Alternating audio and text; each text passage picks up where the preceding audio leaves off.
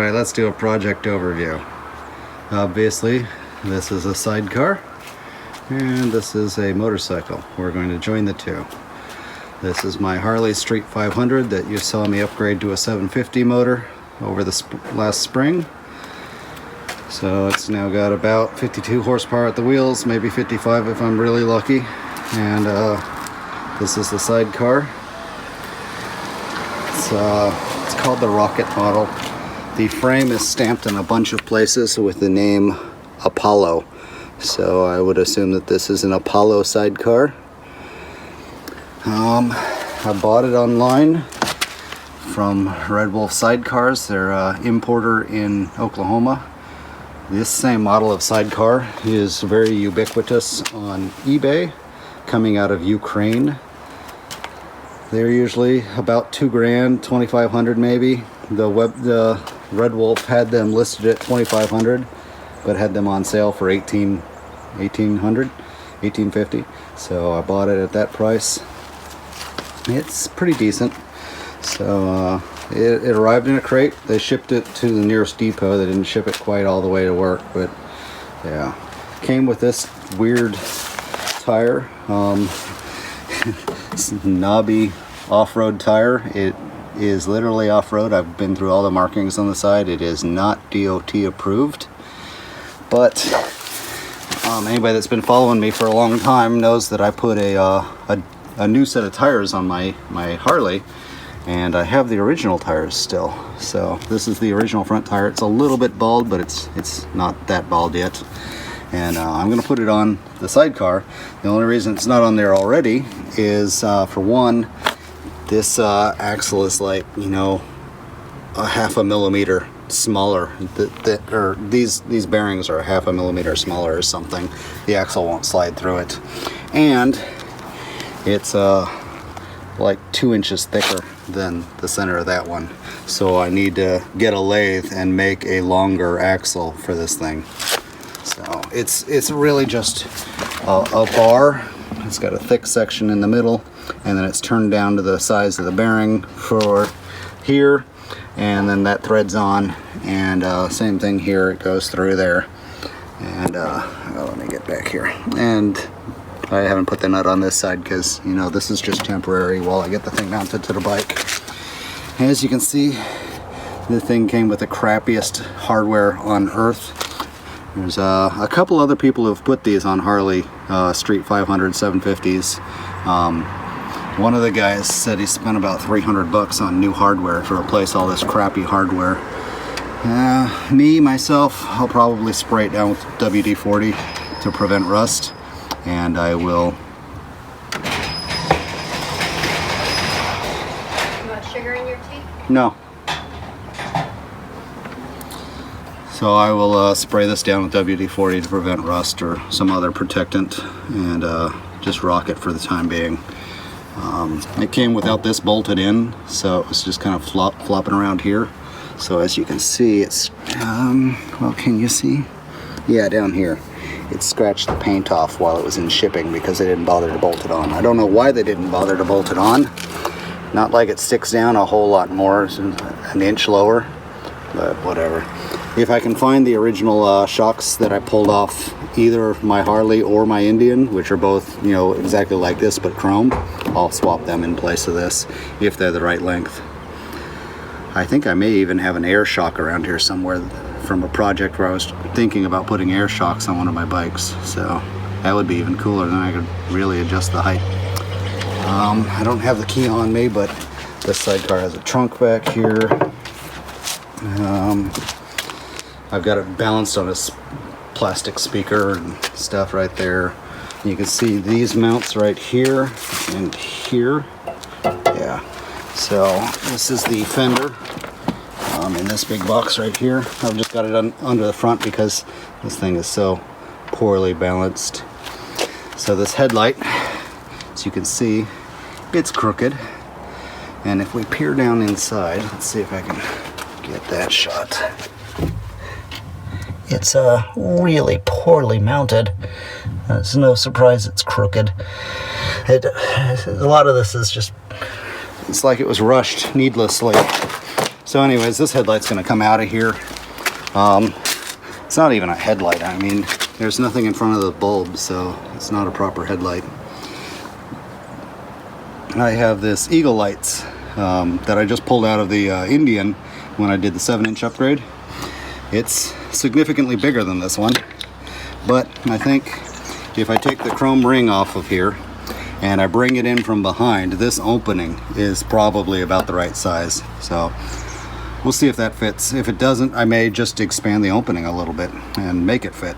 So I don't need to aim this thing any, I just need it in the front. I really like the headlight in the front. It really makes it look like some kind of torpedo. As you can see, it's got this stupid gray striping, and you can see I've started to peel some of it off. You could really see it on the back, and I started peeling it off over there. It's just tape. And as you can see, they did not even bother to do it straight. I mean, it's lower here on this side than it is on this side. It should be about there on this side. So they didn't bother to do it right.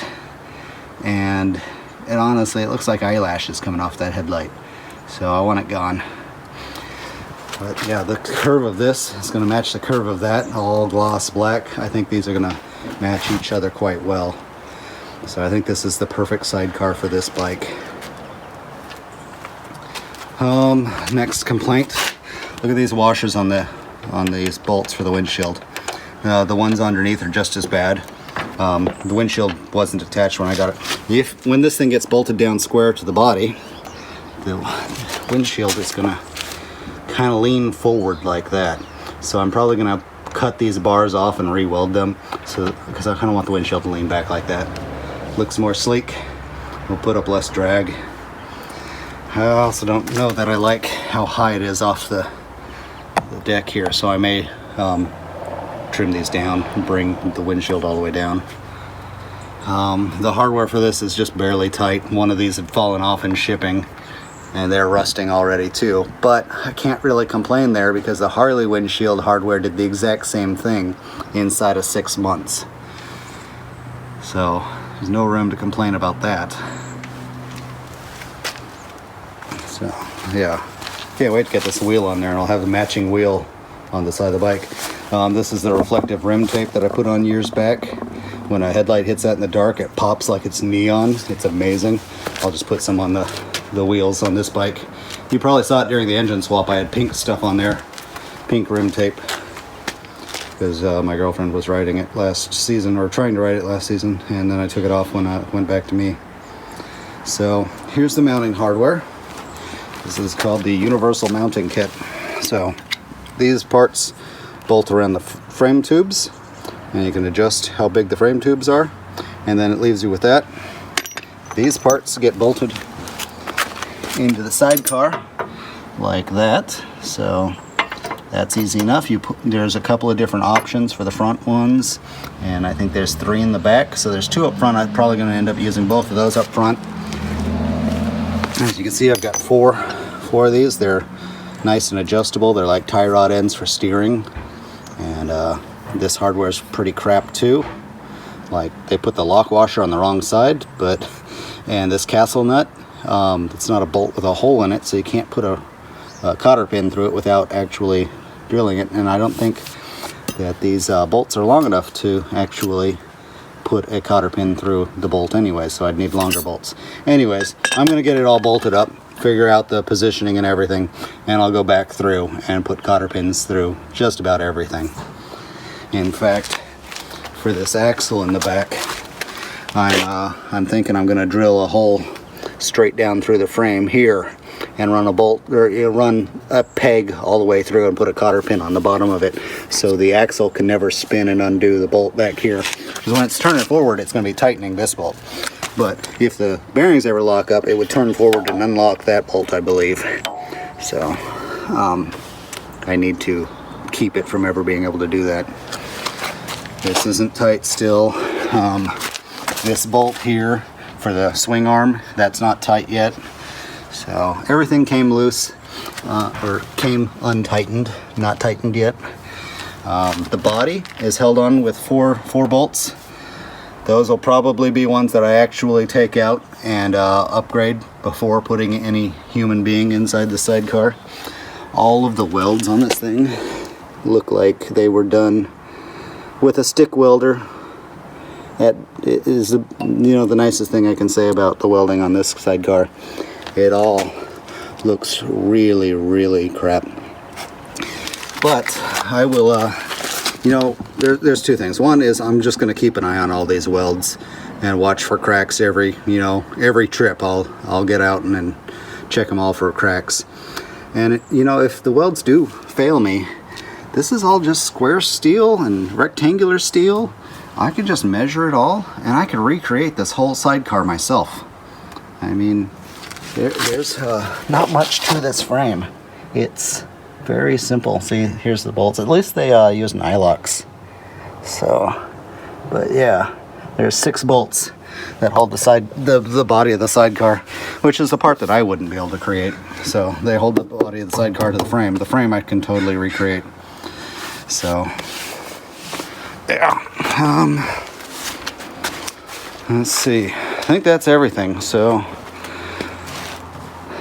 I've got 3, like I said, there are 3 people that have bolted this brand of sidecar to this model of bike.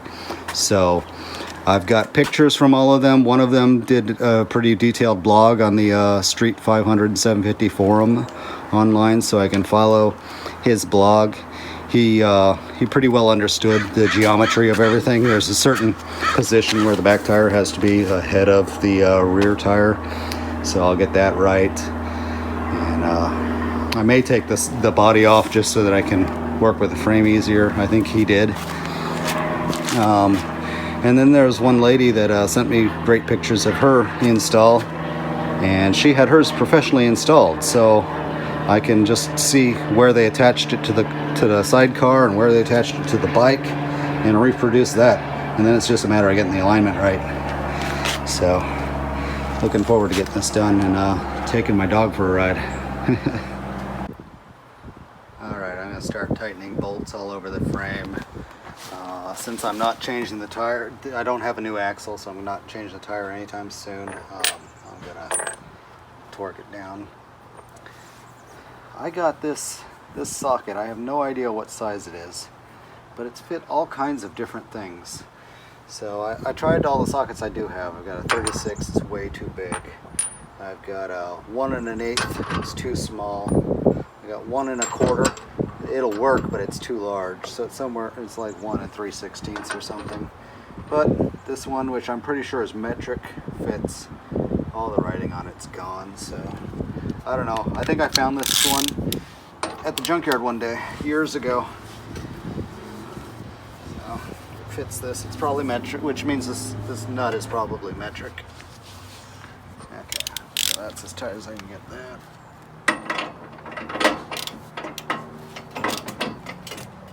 Okay, that's as tight as that one gets. I don't think it's down to the nylock. Neither is this one. Okay, so neither of these are down to the nylock, so these being nylock nuts is completely pointless. Yeah, in my next axle I will design better. It will have more threads, and I will use a castle nut on it. Anyways, let's make sure that this is tight. This one's also not down to the nylock, so it's pointless to be nylock. That one will. So this one is long enough. I've got a lock washer on both sides, which is completely pointless, but whatever. We'll just run with it. And let's get a wrench and a ratchet on that. Looks like it's about a 15 or maybe even 16 or 17. I do not have the best collection of tools, but let's see which one of these fits. 17. It is a 17 millimeter on that handle, and this one. Okay.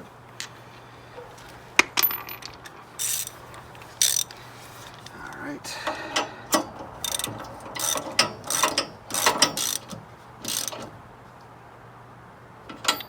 All right. That'll do.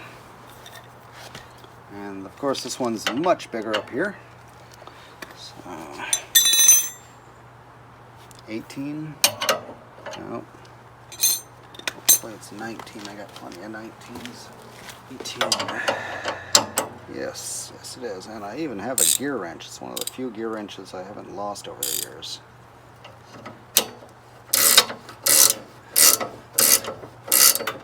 There we go. Now it's snug. Okay. Swing arm. Well, the same size as, nope, that's smaller than the rear tire one. Okay, 1 1/8. Nope. I have a 1-inch I can try on that. Oh, it's ever so slightly larger than 1 inch. So it's not going to fit my 22. It's not going to fit that. 1 1/8. Not 1 1/8. That is.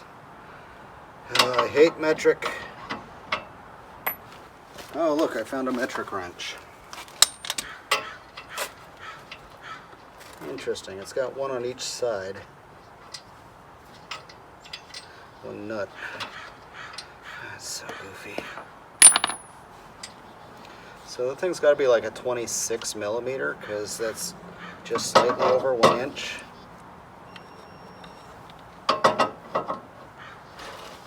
God, how ghetto is this using pliers?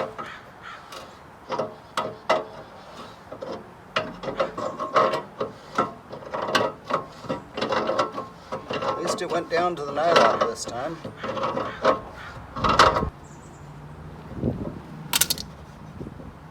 Same back there. Okay.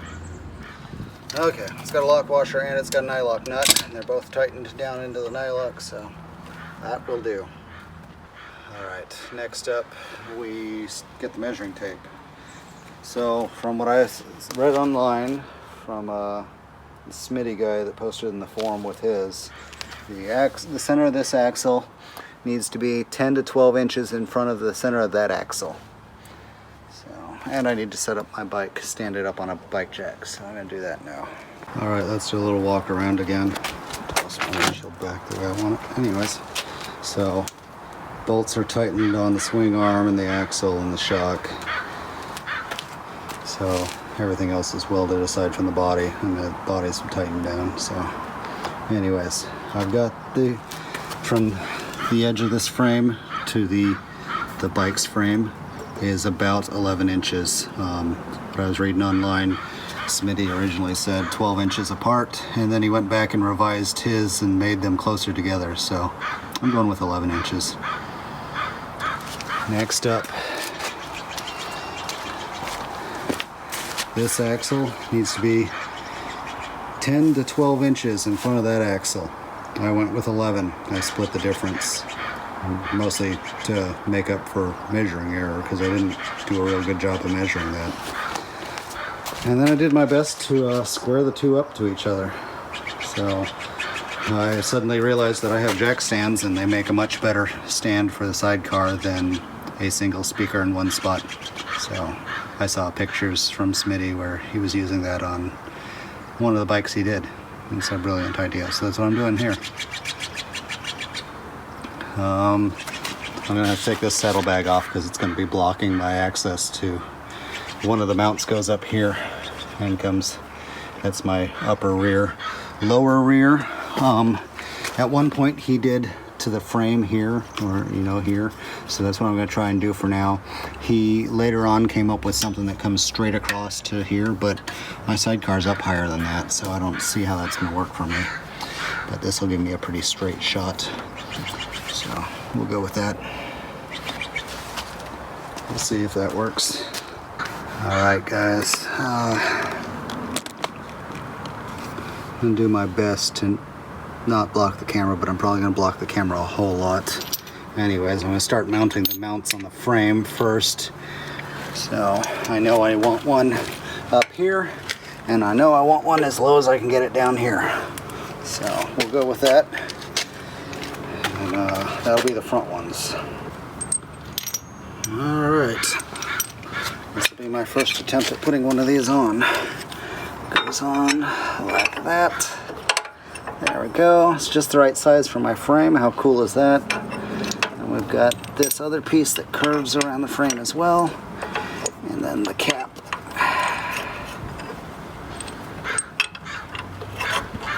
Don't fall. Need more hands.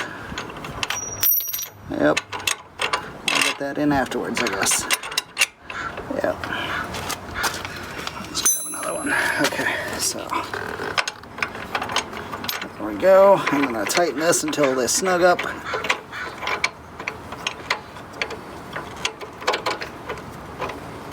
There we go. Probably do something like, well, I don't know if I'm going to want to line that up first or force it to go the next half turn, and then I can put the nuts on here, which will tighten those. Oops. Good thing my front fender's all dinged up. Anyways, yeah, this is, all these bolts are all rusty. It's like maybe while they were shipping overseas, some salt water splashed up on them. Caused some extreme rusting to start. But they are grade, and they say 8.8 on them. So, they're good and strong bolts. There we go. This is as high as I can get it, because then I run into this. I think this is the crash guard mount right there.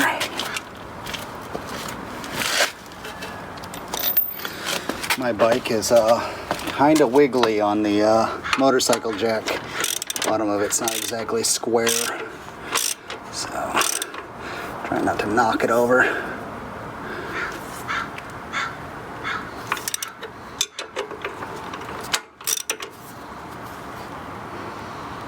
There we go. That's the upper one there.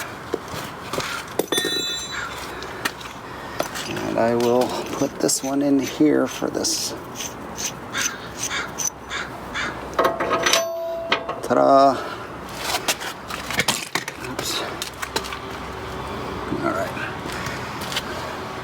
Kind of killing my back leaning over the camera. I hope my other camera charges up fast so I can have two angles and just have both cameras running and cut to the right footage.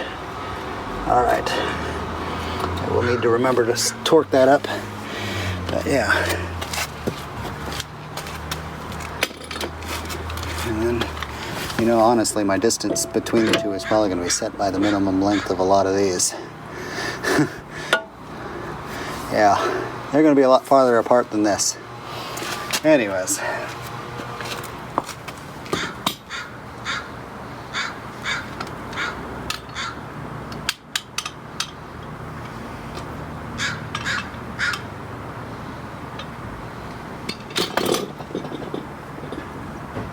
I have one short one.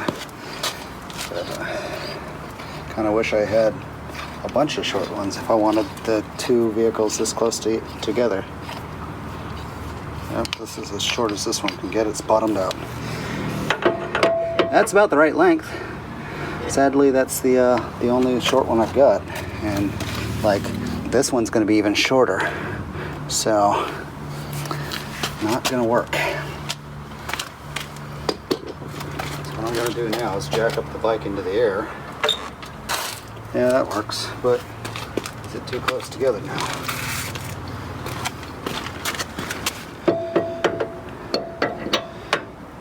Nope, that's probably the minimum distance right there. Alright, well that gives me more room to work between them. That's nice too. Now, as I understand it, the lower the better.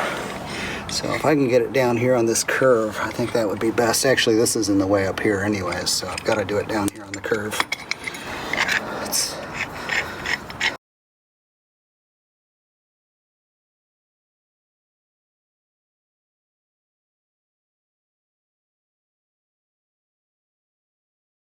I don't think I tightened the other one yet either. I'm going to leave these kind of loose floating until I've got the bars on.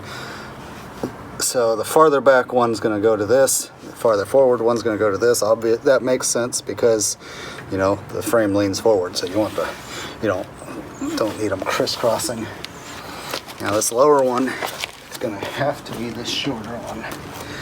And I guess if I needed this even shorter, I could back this all the way out and cut the bolt off, and then I'd be able to shorten it even more. But that looks like, I mean, I've got no adjustment in. But yeah, I think I'm going to pull these apart another inch or so. How far apart are the frames right now? At level, they are about 14 inches apart. So I'm going to have to get farther. I wonder what my wheelbase is going to end up at. It's going to be as wide as a car or something. Anyways, that's fine. I've got room for my feet in here finally. So technically I could just toss these in here so it's starting to be attached and at least the bike won't fall over anymore. Like I said, I still want to cut this bolt down, but I don't have a cutoff bit for my grinder right now, so I will come back for that. Come on.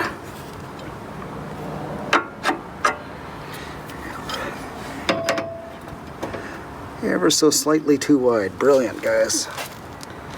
Love this quality. Maybe I'll put it down like this. Yeah, because that'll keep the water from wicking up or down the threads even. It might wick up it a little bit. Somewhere I have a sledgehammer. There it is. When all else fails, get a bigger hammer.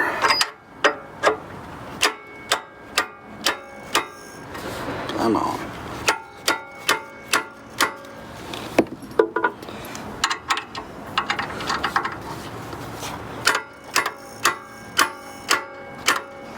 Come on.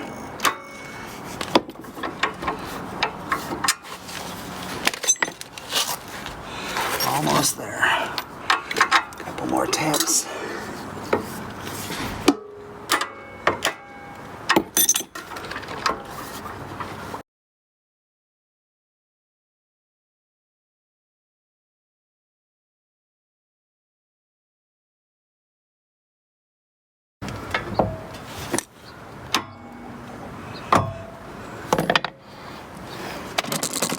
Can you see this at all on that screen? Yeah. Okay. There we go. Rusty bolts and all. This one didn't come with lock washers. That one did. Ay, ay, ay. Lock washers are cheap enough to buy, but geez, guys.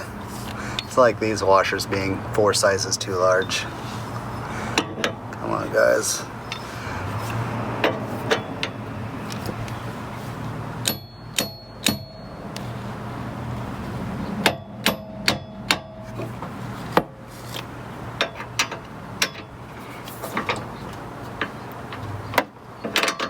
There we go.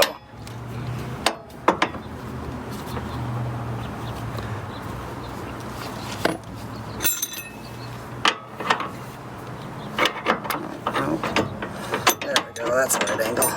And they're too far apart. Okay, so one turn. Nope. Nope.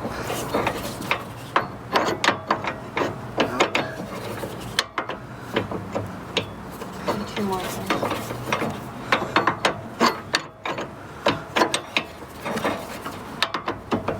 At least this one's not being hammered on there each time. Okay.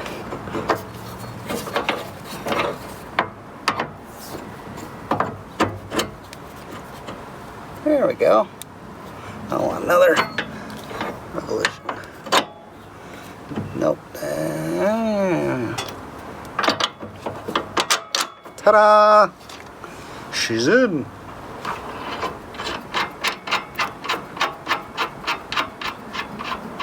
No lock washer. What could go wrong? Castle nuts without a hole drilled in the bolt, so you can't use a cotter pin. That's what castle nuts are for. These are called castle nuts. The top's shaped like a castle, and there's supposed to be a hole in the bolt.